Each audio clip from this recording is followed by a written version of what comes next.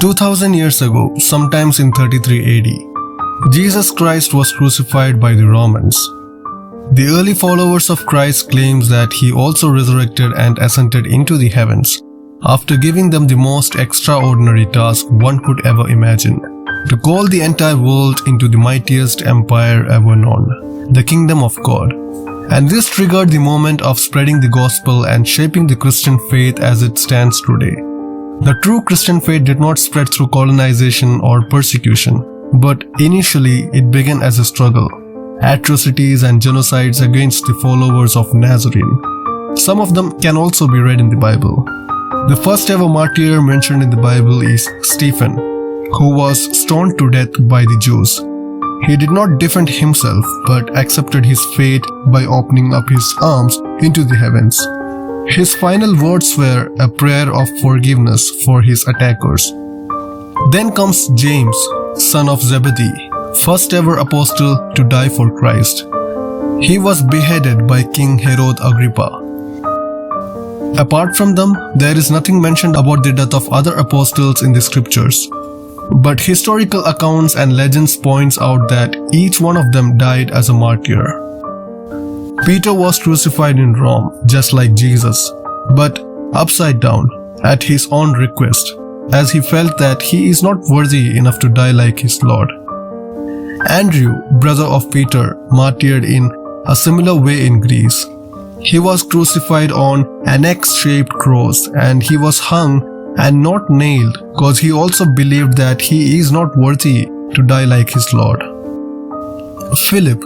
The legends points out to different accounts about his death. Some says he was crucified upside down along with Bartholomew. Some says that he was beheaded. Now, Christian tradition has 3 stories about Bartholomew's death. Some says that he was beaten and then crucified in India. Some says that he was beaten unconscious and drowned in the ocean.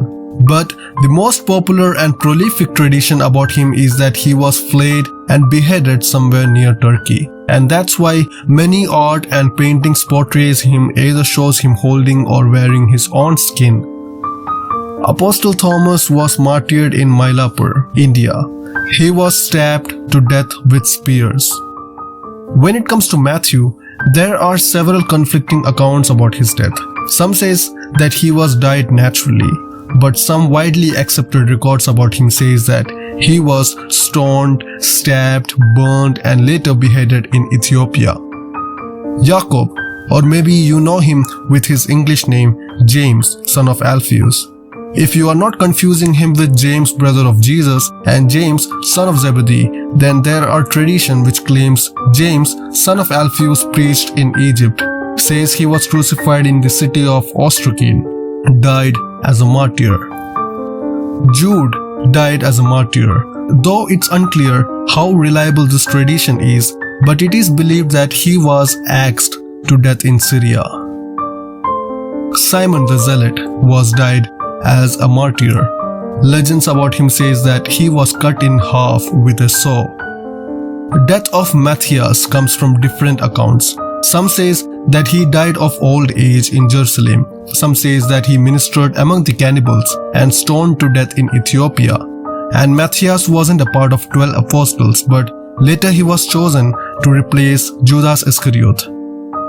Speaking of Judas Iscariot, his death is also mentioned in the Bible.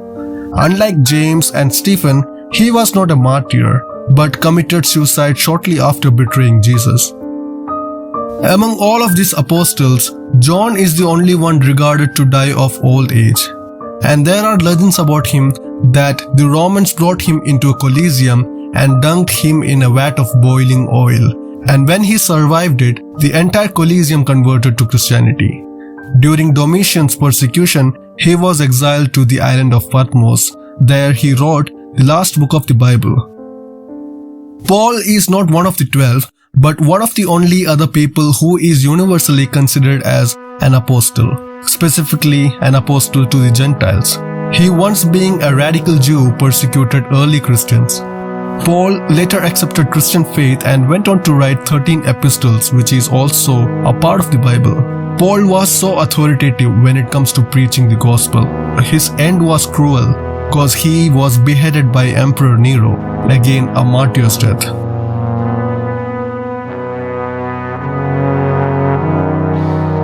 The apostles experienced the presence of the Lord in their ministry. Though they were simple human from different walks of life, Jesus formed them into the backbone of the church. Even after their death, Christian faith remained illegal for centuries, but we know that the faith continued to spread like wildfire later. And during this transition period, many of them gave up their life. In the human history, people witnessed a lot of other martyrs across the world. Some were killed for even translating the scriptures. Some deaths are recorded, and some are not. There were also genocides carried out by the Roman Empire to stop the Christian faith.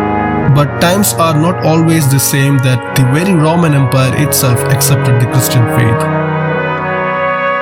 Years later, the Protestant Reformation resulted in more bloodbaths.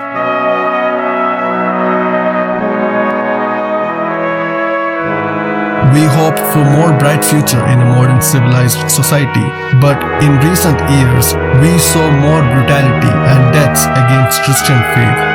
People who did live in oppression with strong faith and trust gave up their life simply without raising voice for their rights.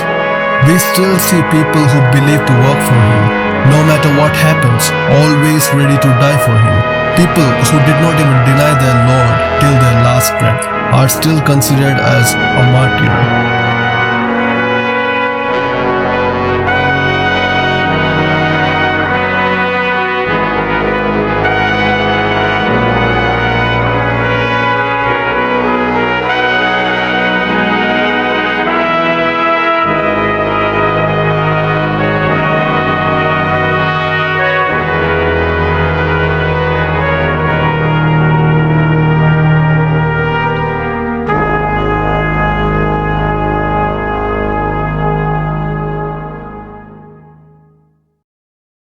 Love your enemies. Bless those who curse you. Do good to those who hate you. Pray for those who persecute you.